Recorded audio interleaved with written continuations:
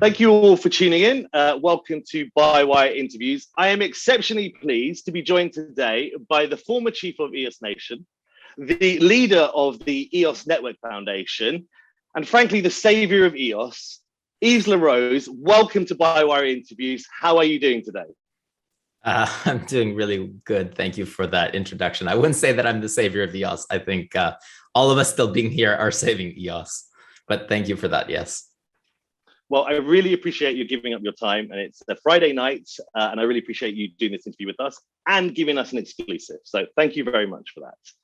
I'm going to jump straight in with the questions now. So Yves, on December the 7th, the Block producers voted to freeze approximately 67 million EOS, which had been vesting originally on a 7-year schedule intended for Block.one. Now, on a 10-year schedule, but yes, yeah. Sorry, on a 10-year schedule, originally intended for B1, but we were sort of 2.5 years, 3 years into it. Those tokens had since been agreed to be shared with the community via the EOS Network Foundation, Helios, Pomelo, and Eden. So with the benefit of hindsight, do you think the decision to freeze the tokens was the right decision, the wrong decision, or really the only decision that was available to the BPs? And tell us why. It's a good question. I think it needs a little bit of backstory.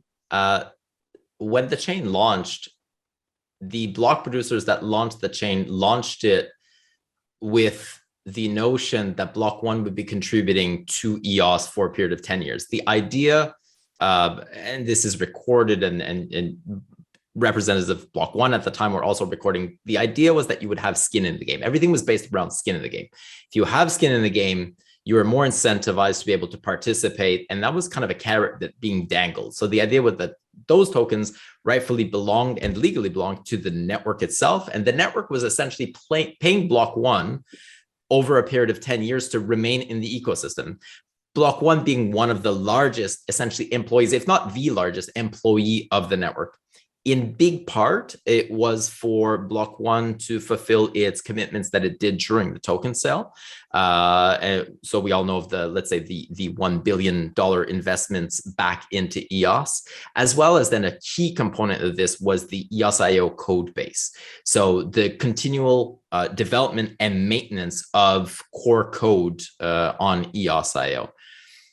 What we had seen, and this is prior to me leaving EOS Nation, what we had seen is that about a year ago or so is when things started moving down quite rapidly. But I would say it started probably closer to June of 2020, where we started seeing a rapid decline in the amount of code that was being produced, but more importantly, the quality of the code that was being produced. This culminated when Dan and a few other individuals, a few other senior developers at Block.one left Block.one. I think it was back in the end of 2020, early 2021. A few of them left and went on to different ecosystems, including Ethereum, for example. And Dan came back and rejoined the community. At that period of time, though Dan had left and we weren't really sure what he was going to do.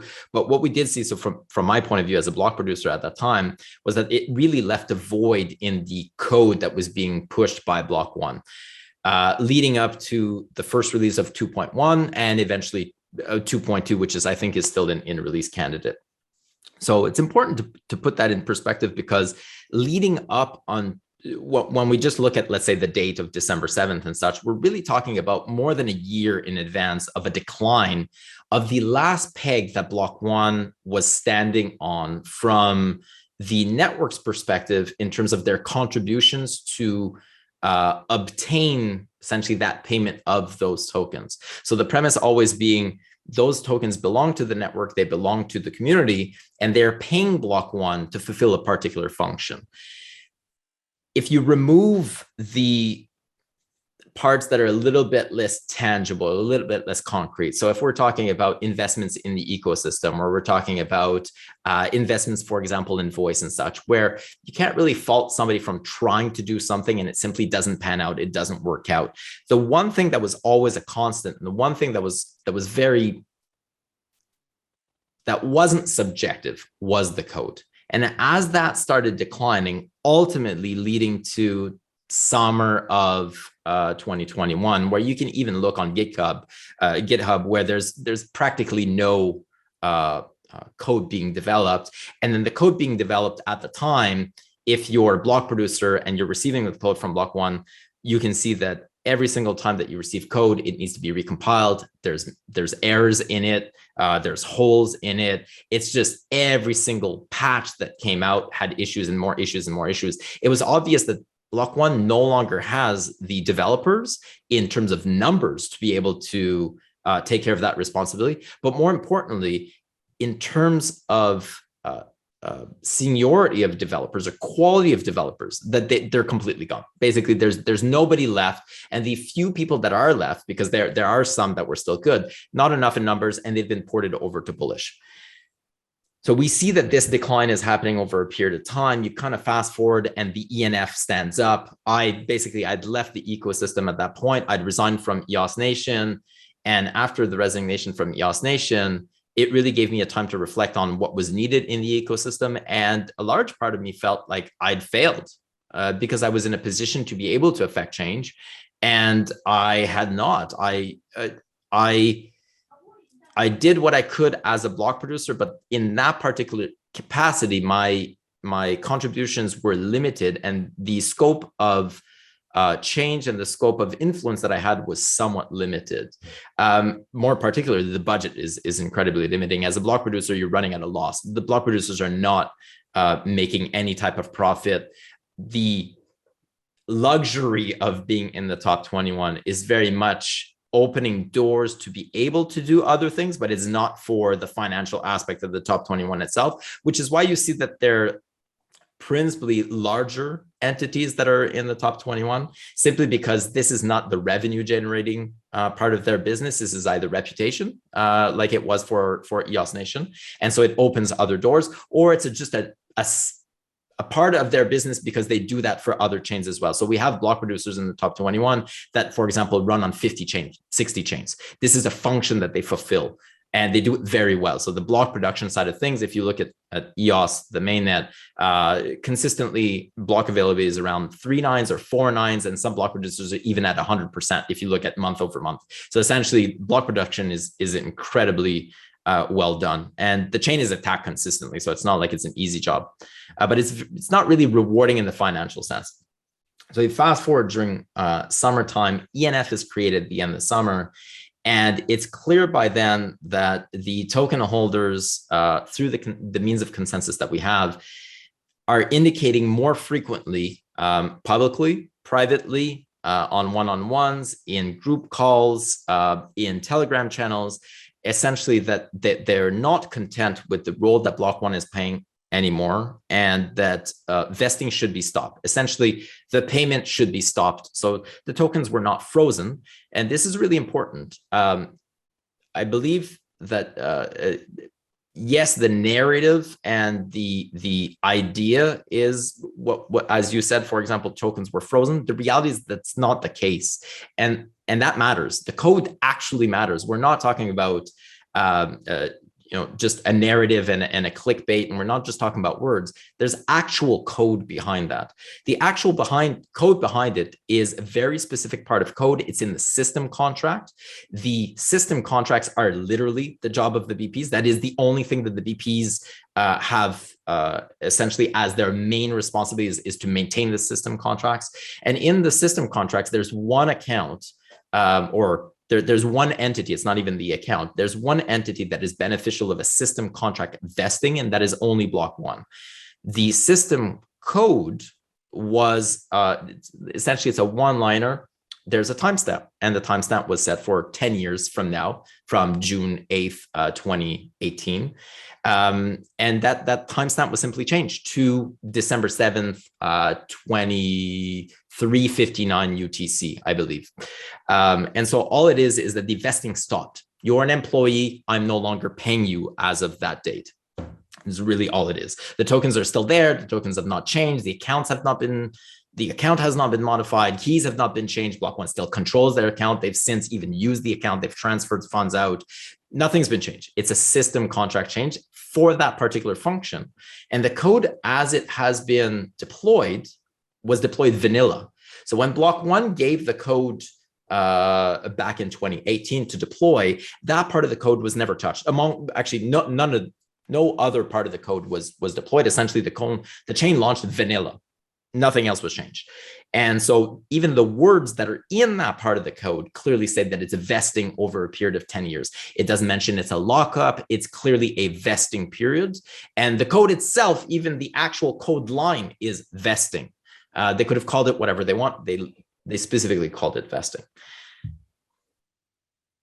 After the ENF comes into place and that discussion starts reoccurring, and this discussion has been reoccurring now for multiple years. I would say that it started off around 2.5 years ago, the first time that those discussions kind of were brought up of should we, I think it was around B1 June or after B1 June when the community really started feeling that Block.one wasn't pulling their weight. However, from a code point of view, again, the one thing that is tangible, that really wasn't present. And so it was somewhat limited in terms of the amount of people and the quality and by quality, I mean the token weight, let's say, because it's two very different variables. You've got the amount of people, but then you've got, because of Pareto, you've got a lot of people, but less tokens, and you got very few people, a lot of tokens. And so it's always a balancing act to try and find what is consensus.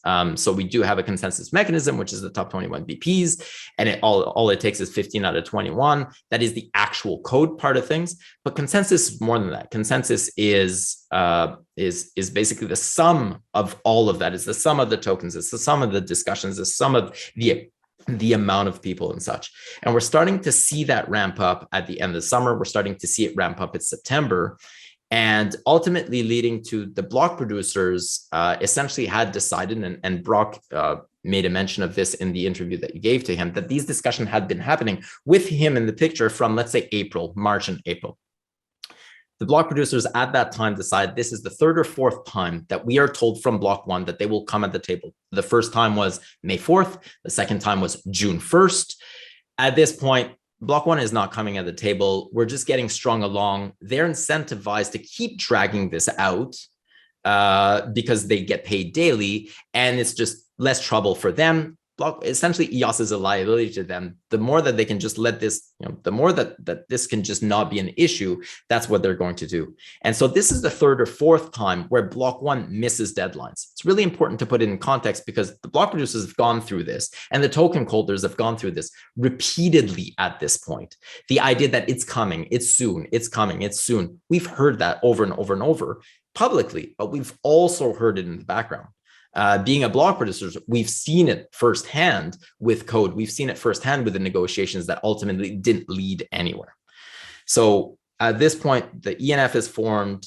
The consensus as we can find it is that the block producers will fork away Block.one, whatever that means. And fork away Block.one in EOS means multiple things. In a traditional sense with other blockchains, because they don't fork as frequently as we do, whereas EOS forks. EOS has forked multiple times. Every time there's a code change, that's a fork.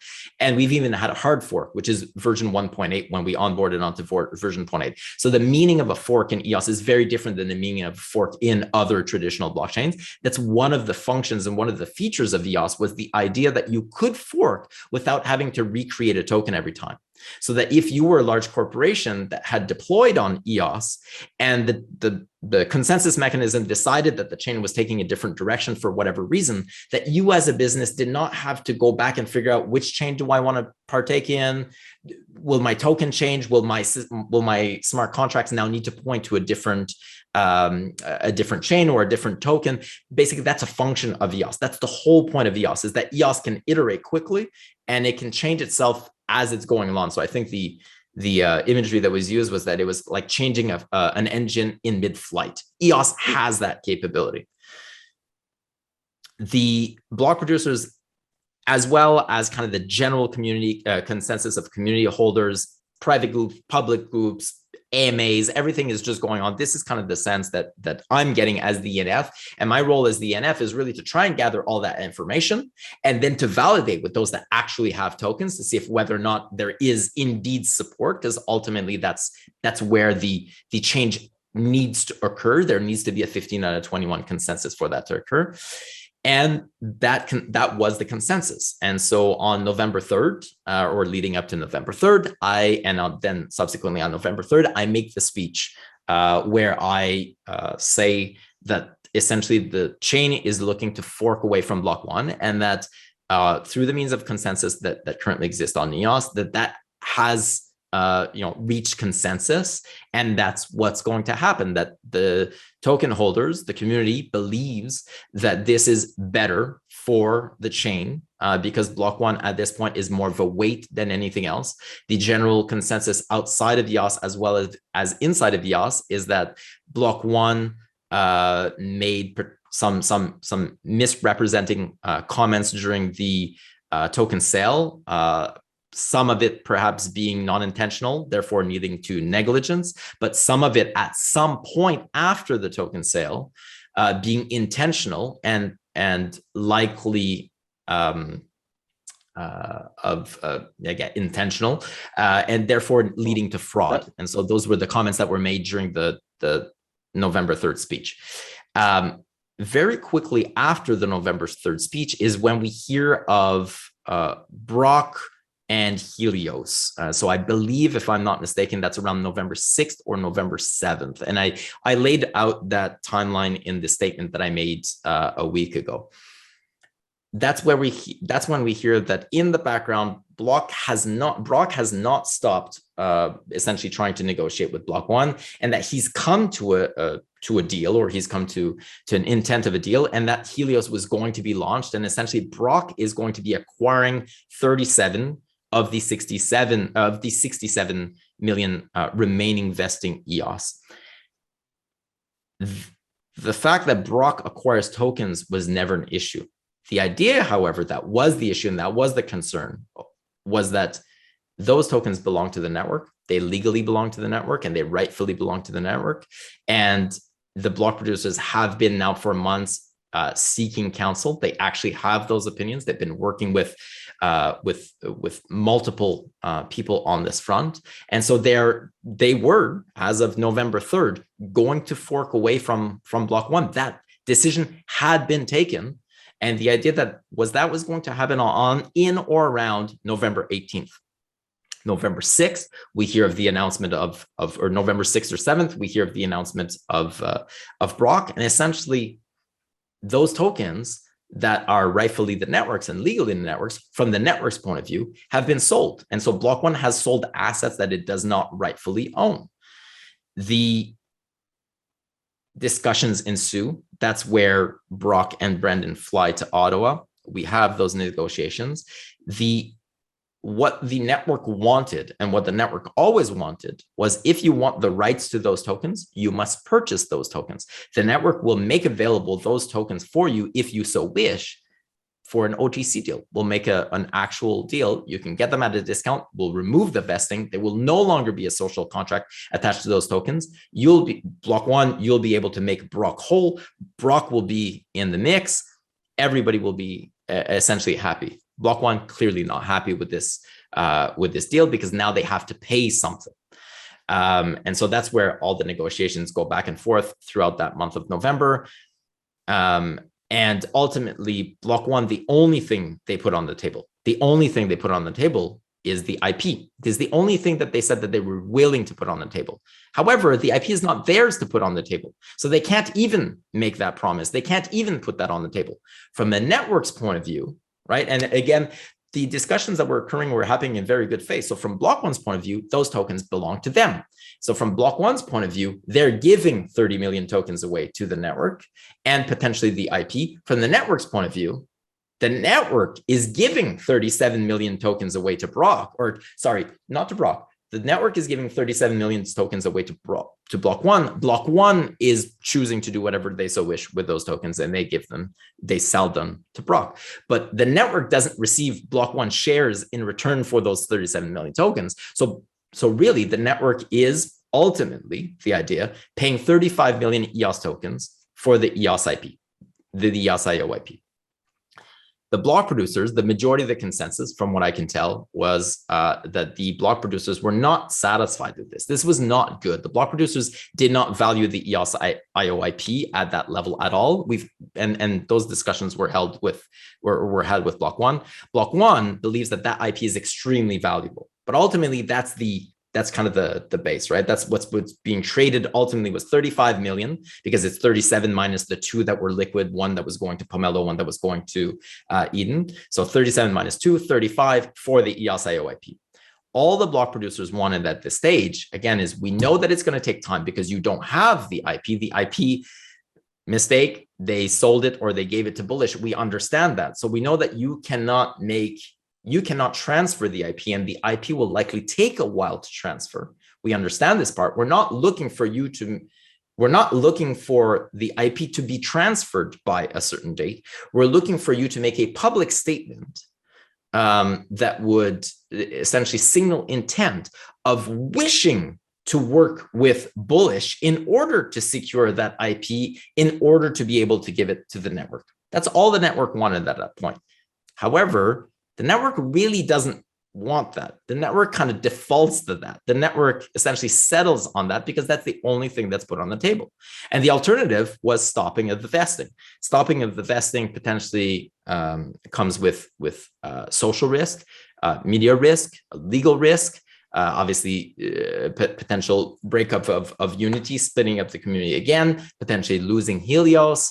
Brock is essentially stuck in the middle in this because he bought assets that really Block.one shouldn't have sold. Throughout this whole time, the block producers are saying, listen, if the idea was that Brock needed tokens or wanted tokens, the network would have had no issue to do an OTC deal with Brock, but it would have gotten something in return. Instead, Block.one got something in return. And so again, you've got this idea that this has happened recurrently, frequently, over and over and over, where Block.one says they're going to do something, and ultimately 8 months later, it's a diluted deal. That's not really what was agreed to in principle, but the momentum that was gained really dies down. We've been through this over and over and over. And I even personally went through this as a block producer with Pomelo.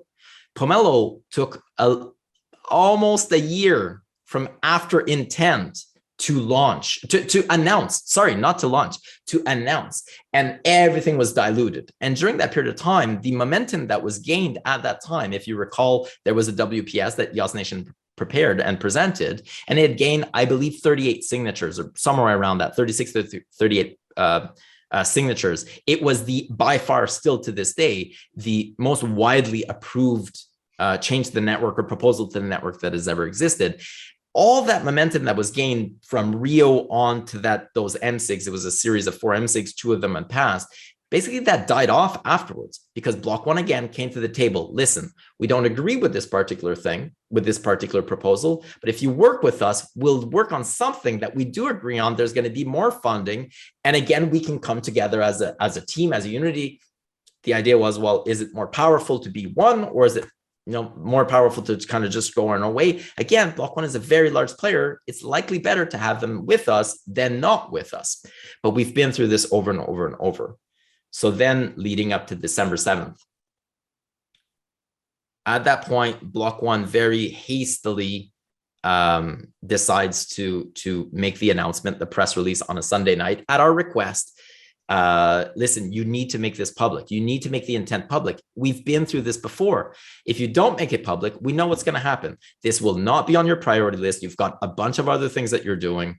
We know that this is not a priority for Bullish at all. They're doing a SPAC right now, so this is not going to be on their priority list. If you don't make intent public, we've been through this story before. We're just going to get swindled again. The momentum will be lost. The community loses, and we've already reached consensus that Block.one is more of a weight than an add-on at that point. And so we're willing to walk away. We're good. We're just going to fire you. And essentially we go our both ways. You don't even really want to be here. You're not even really helping out. We're just going to go our separate ways. This is a relationship that isn't working anymore. No harm done. We go our way. You go your way. You're happy because you lose a liability. You lose a legal liability. You lose a cost because it's incredibly expensive to be able to maintain the code base. Socially, they've got no support from the EOS community. So you lose that liability in a way. We're just going to go our separate way. no, we want to be at the table. And all throughout this, Brendan's been very communicative. Brock has been very communicative. So we all agreed that reaching a deal was better than moving away. But we're not playing that game again where they're not going to even make a statement of intent. So yes, Brock did make a statement of intent, but the statement from Brock isn't worth anything because the IP doesn't belong to him. He can't, even if, so Brendan's at least one step closer, and Brendan could make a statement of intent to say that he'd work with the ENF to try and go secure Bullish. Legally, he's able to do that. Brendan even told me that legally there was no impediment for him to do so. So Brendan, just do that. Just say publicly that you will work with us to go and secure that IP, recognizing that it does not belong to you, and that because you are a major shareholder in Bullish, that you would need to recuse yourself from the deal, that the minority shareholders would need to come to that agreement. They would essentially need to see the benefit to doing so. We understand this. We even understand that it is possible that after a month or two of trying to do it, that we would not be able to secure the EOS IOIP. We understand that. All we want is the public commitment, because if not, we know that it just goes down on the priority list, the momentum goes down, and we're just stuck in the same loop that we've been forever, and we keep losing people because all they keep hearing is soon, soon, soon. December 7th, the deadline comes, nothing still. Reach out to Brendan and Brock again. You guys aren't doing this. What's going on? Or, I mean, not Brock at this point, but Brendan at this point. Why aren't you making this statement? You've said that there's no legal impediment for you to do so. All we're looking for is a statement of intent. We've produced everything that you've wanted. Listen, we're just going to go our own way. We've already made that decision. We're going to go our own way. You clearly don't really want to be here. Let's just make this just make it a clean breakup. We're good. The problem, though, is that Brock is in between. And so he essentially bought tokens, or he made a deal with an entity that didn't have the right to make that deal. So he's stuck in between. The block producers all throughout this have been saying that they want to work with Brock. One thing that Brock mentioned in his interview is that I didn't set up a call with the block producers. The block producers didn't really want to talk to Brock. They had no reason to talk to Brock. Block.one is the one with the tokens. Block.one is the one with potentially the IP, or access potentially to the IP as the largest shareholder, but understanding that there are concerns there. But Block.one would likely be the one to try and secure the IP, to make that pitch essentially to Bullish. So block producers didn't really have a reason and didn't really want to talk to Brock. They'd made an offer to talk to Brendan. Brendan never took that offer. The block producers didn't particularly want to talk to Brock, but that call was set up, and we've heard how that went. After a few hours, Brock makes a tweet. Brendan likes it. It doesn't really matter. It doesn't really say much. We asked Brendan, you need to make intent known. Come on. He writes a tweet. I think it said, go Helios. That doesn't give me the intent that you're going to try to work with us to secure we're not even looking for the IP, and we don't even want the IP in the first place. The IP from the block producer's point of view is not that valuable. The idea with the IP was to try and prevent the stopping of the vesting. That was just the only thing that they put on the table. So after a few hours of this, and it's clear that Brendan is not going to do it. He says that he can, but essentially he doesn't want to. He's not going to do it. The block producers, the few remaining that were there, decide to push the trigger. We're done. We've been through this. It's not happening anymore. This is just better for everybody. And so the code was executed, and throughout this whole time, throughout the whole month of November, and more specifically December, the intent was known to the token holders. Somebody leaked the letter of intent as well, so people knew what was in the letter of intent. Still don't know who leaked it, but one of the block producers or somebody at Block.one, because those were the only parties that had that letter of intent, that was leaked. The code was deployed on chain, so the code for the MSIG for what was stopping the vesting, that was deployed on chain. The MSIG was there, so everybody could see which block producers essentially were in favor of this. The ENF at that point was not losing its funding. So people can also see that the majority of the block producers, at least 15 of them, want the ENF to continue down that path. The ENF has zero power on chain. And so the ENF essentially just takes its orders from the block producers. The way that I see the ENF and the way that I would like to see it going forward is that it doesn't really care if the blues or the reds or the purples or the greens are in power. It's just like an administrative branch that does the operations, that execute. That's it. But the policy directions and where to go, that's essentially the block producers that decide, because it's DPoS, it's the token holders. And we didn't see any vote changes. We didn't see any significant vote changes. We didn't see any minor vote changes. Essentially, the token holders are telling the block producers and are telling the ENF, continue down that path. We're good.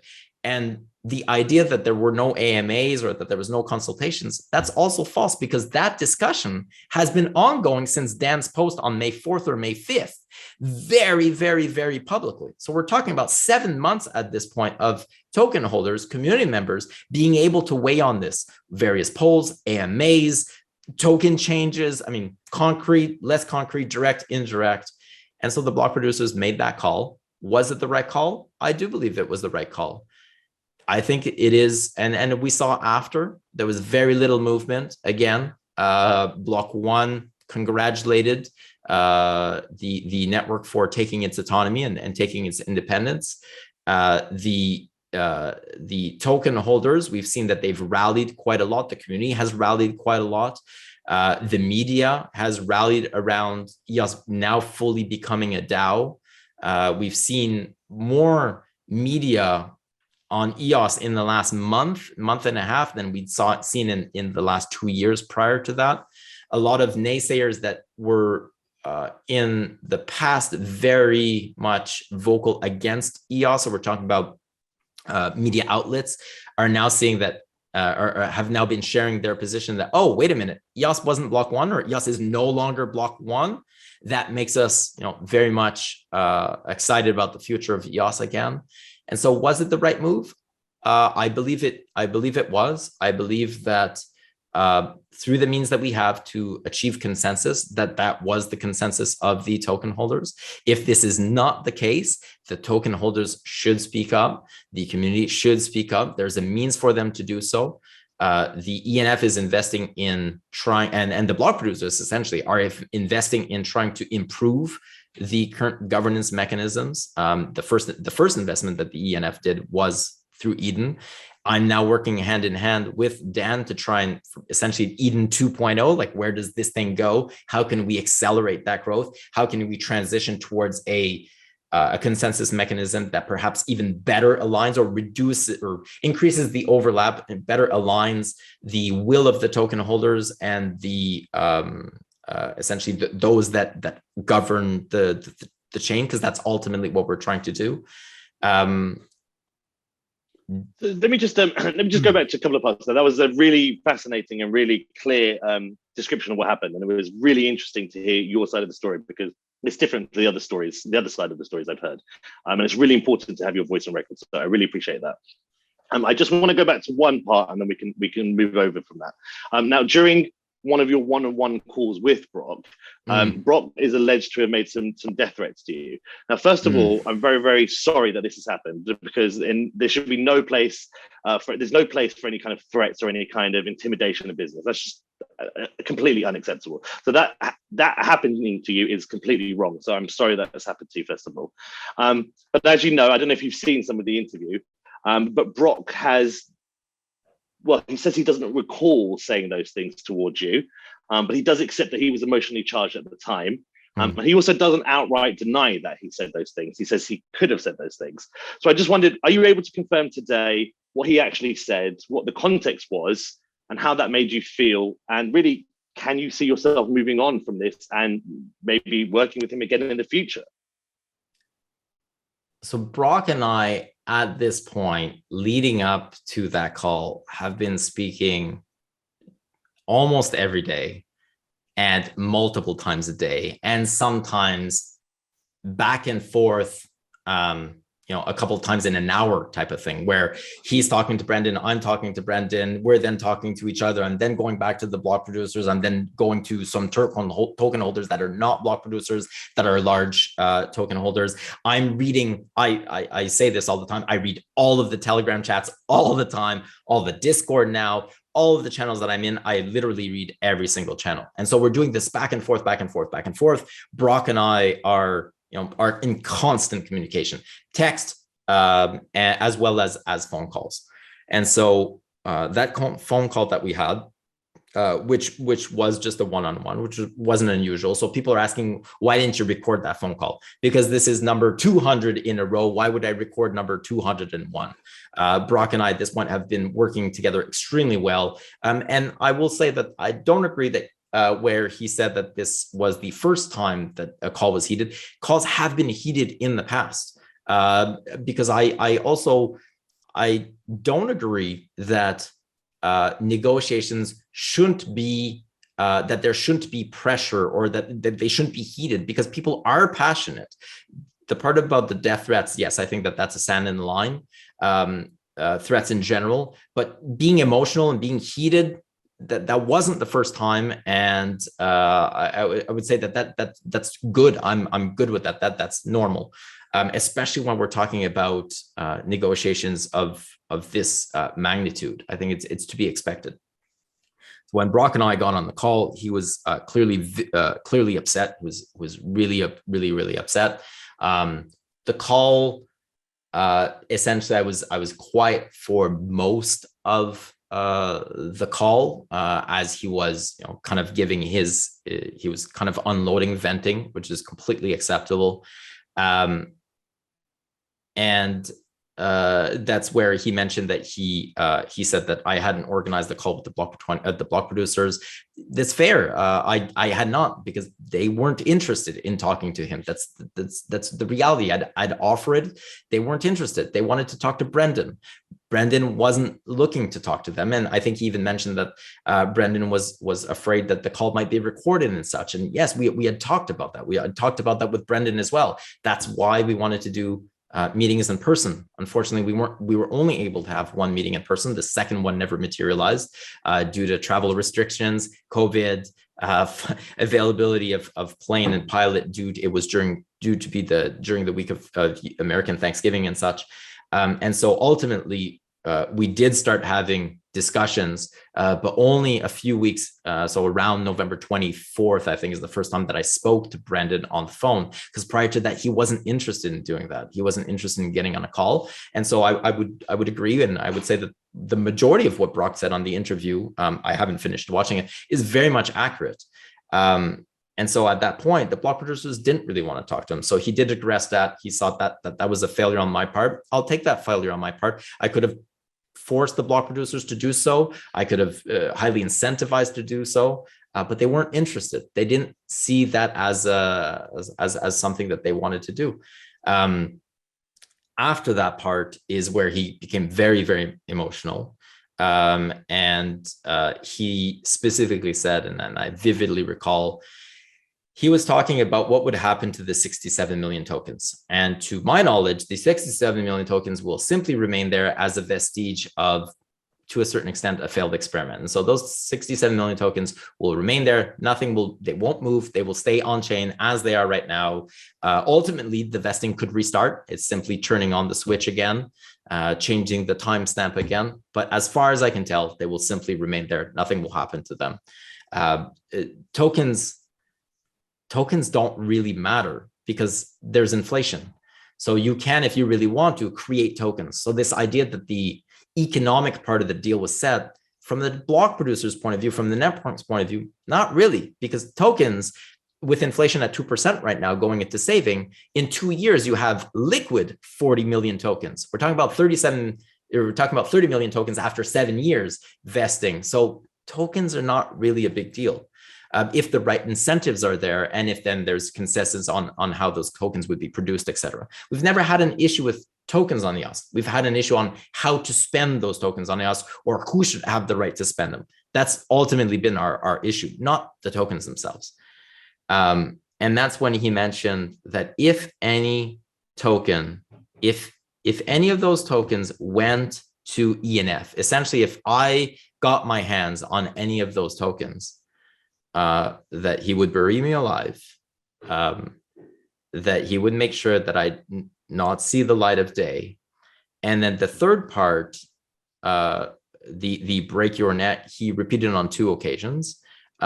One of them was in reference to how he would obtain that IP.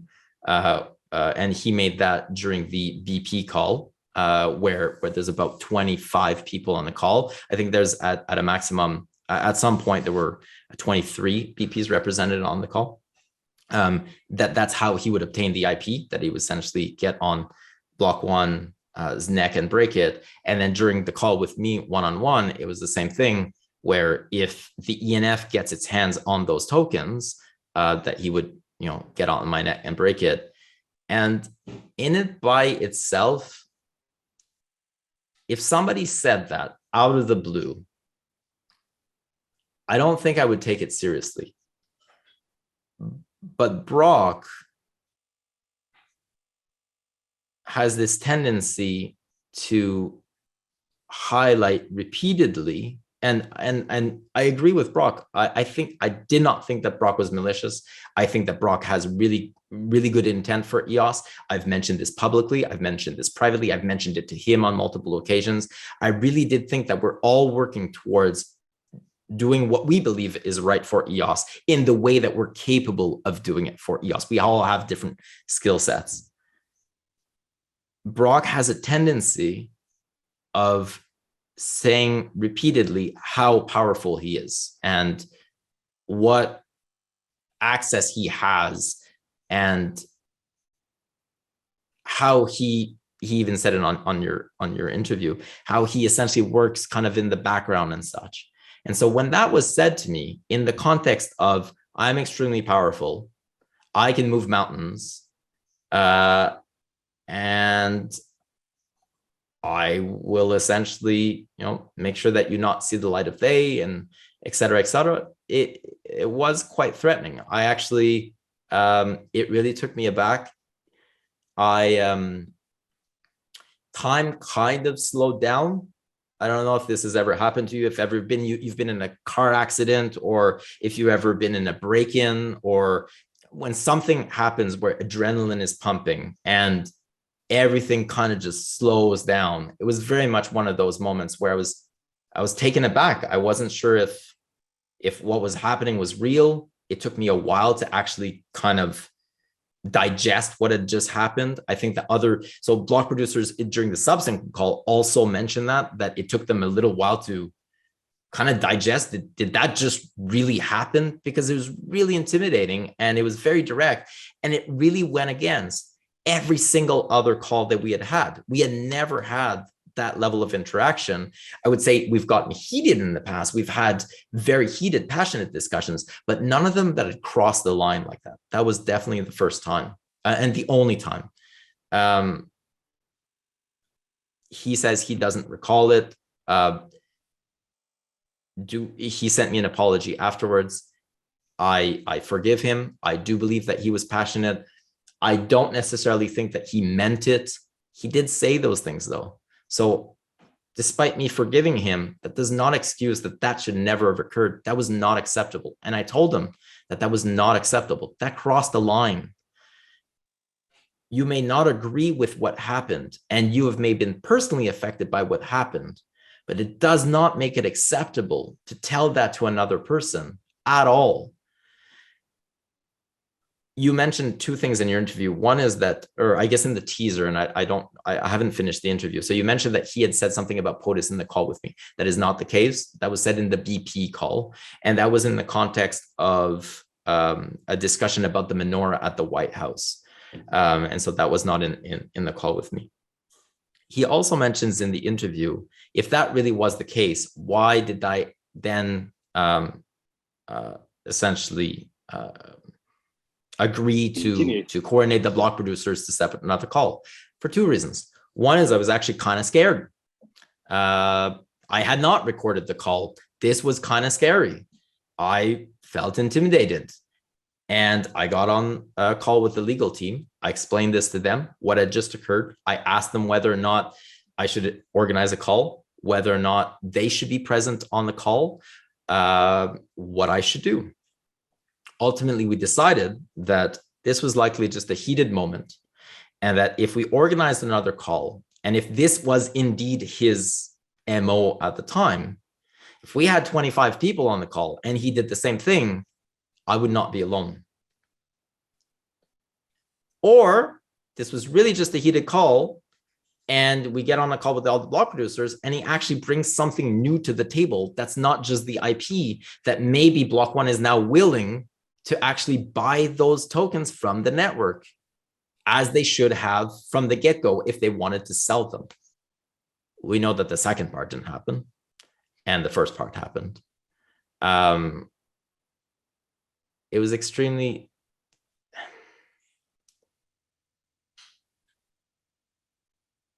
I don't ever want to relive that, ever.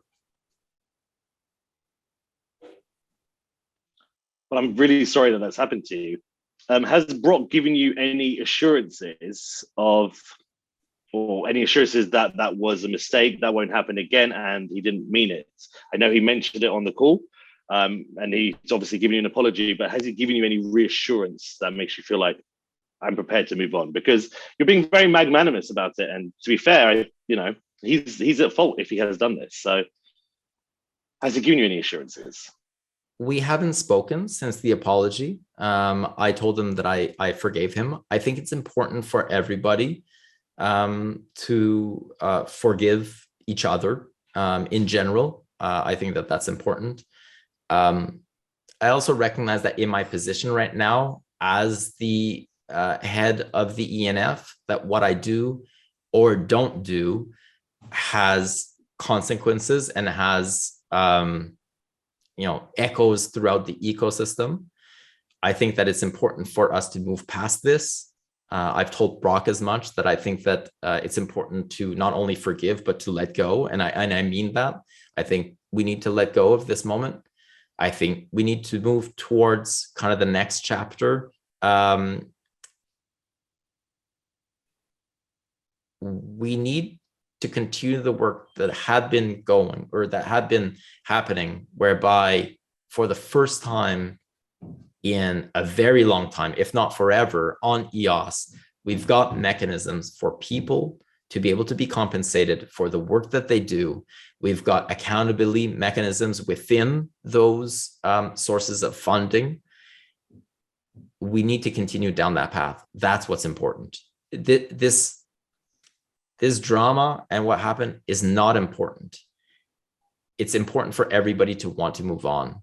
The people that are still in EOS have been in EOS despite of everything in the last 2.5 years. When I was asked essentially to create the ENF, and when I started talking to Zach about it and other people that I really, really trust in this ecosystem with relationships that I built over the last 3.5 years, we all recognize that, and we've said it many times, that this essentially was a Hail Mary. If this doesn't work out, I really don't, at this point, when I mentioned earlier that as a VP, I felt like the failure of EOS is a failure on my shoulders, I still very much believe that. I felt like if there was one more thing that I could do, if we could somehow have a foundation and that we could unlock funding and that we could start paying contributors that essentially have done a 3-year-long job interview, that might just give us the momentum that we need to climb this hill that's extremely steep and extremely tall, but that it's a very much a Hail Mary, and that the likelihood of success is incredibly low. The likelihood of failure is incredibly high. That doesn't stop. And this kind of thing that just happened last week, not the breakup, the drama after the breakup or the drama surrounding the breakup, that does not help us. That does not move us forward. So I think it's important for me to forgive Brock, for us to forgive each other, and for everybody to move on. And if there's really sincerity in people in wanting to contribute to this ecosystem, we should not put barriers in their way for them to be able to contribute. And I truly mean that.